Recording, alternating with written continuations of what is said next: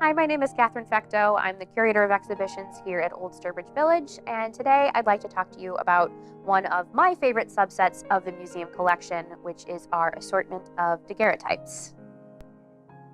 The daguerreotype is the earliest method of capturing and permanently fixing an image, meaning preserving it in such a way that it can be viewed again and again. It's named for Frenchman Louis Daguerre, who invented the process in 1837. In its most basic form, a daguerreotype is an image captured on a metal plate. Specifically, in this case, the metal is copper, which is topped with a silver plate. In order to take the photograph, the photographer must first clean the plate and then sensitize it.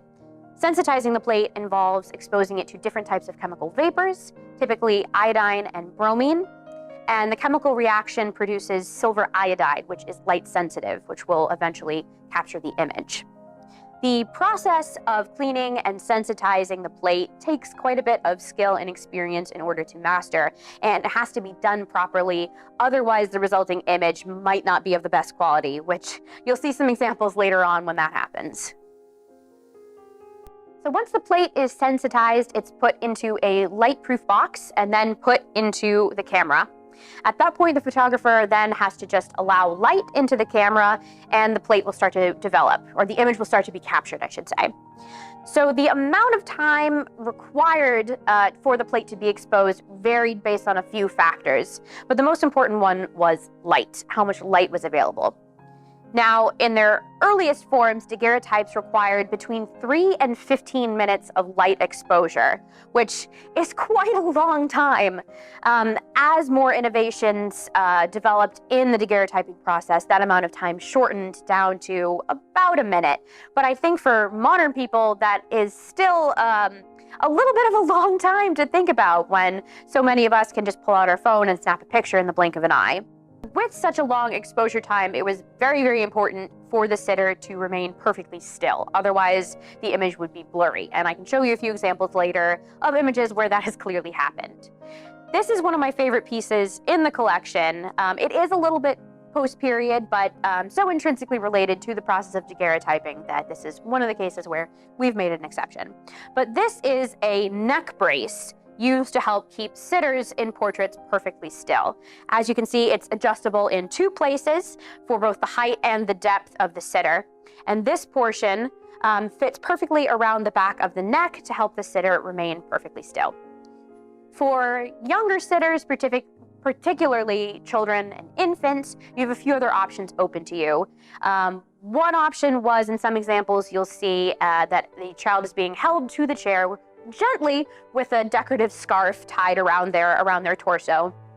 Alternatively, especially with younger sitters, you'll see in an image that they're actually sitting on someone's lap on top of a decorative blanket to try to disguise the fact that there's a person back there.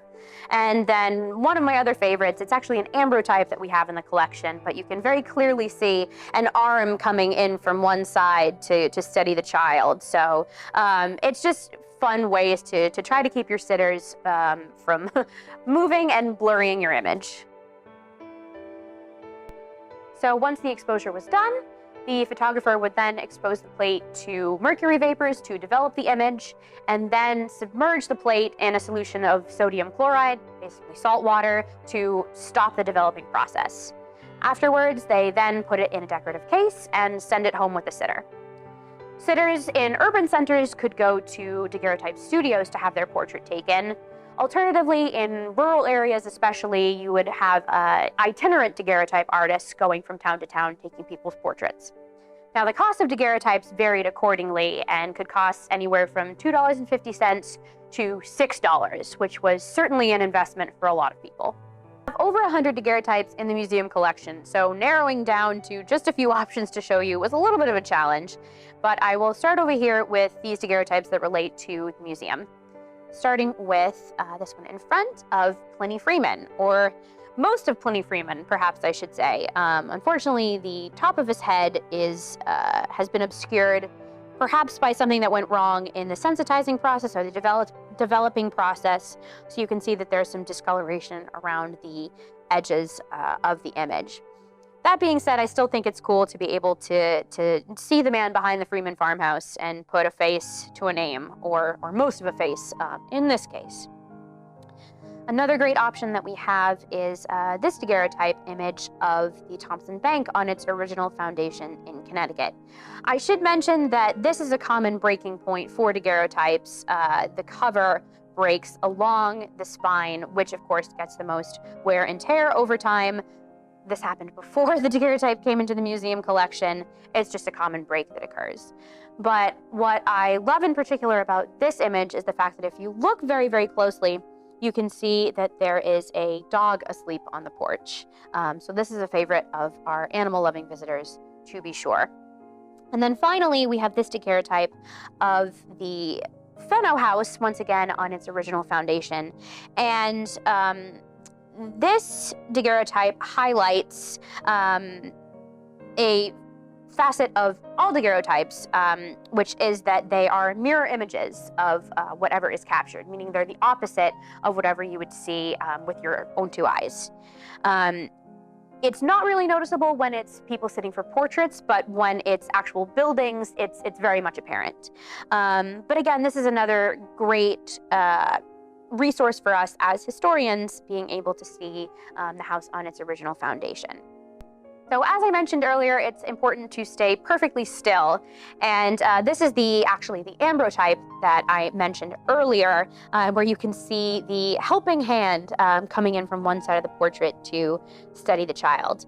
And this is also a great example of sort of extra details that could be added to daguerreotypes. You'll notice that the photographer has added a little bit of pink to the child's cheeks in this photo. And that could be done through a few different methods. One option was watercolor or other types of painting.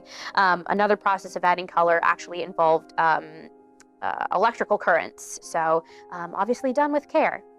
But this is a great example of what happens when someone moves when a portrait is being taken. As you can see, the child in this portrait moved, and so their half of the image is correspondingly very blurry. So what I love most about daguerreotypes is the fact that they provide these very tangible visual windows into people's lives in the 19th century, or at least a few moments of it. In some cases, the hairstyles and the fashion are so beautifully captured, and the sitters just come to life in a way that painted portraits and fashion plates don't necessarily evoke in the same way. I think photo images resonate with modern audiences in a very powerful way because it's something we know and recognize. Many of us have photos of ourselves and our loved ones, so we can feel a connection with these objects that isn't quite as easy with other artifacts. Thank you so much for joining me for this brief look at our daguerreotype collection, and hopefully you learned a little bit more about the daguerreotyping process and why these artifacts are so helpful to us as historians. If you're interested in seeing more of our daguerreotype collection, please go online to our online database on the Old Sturbridge Village website.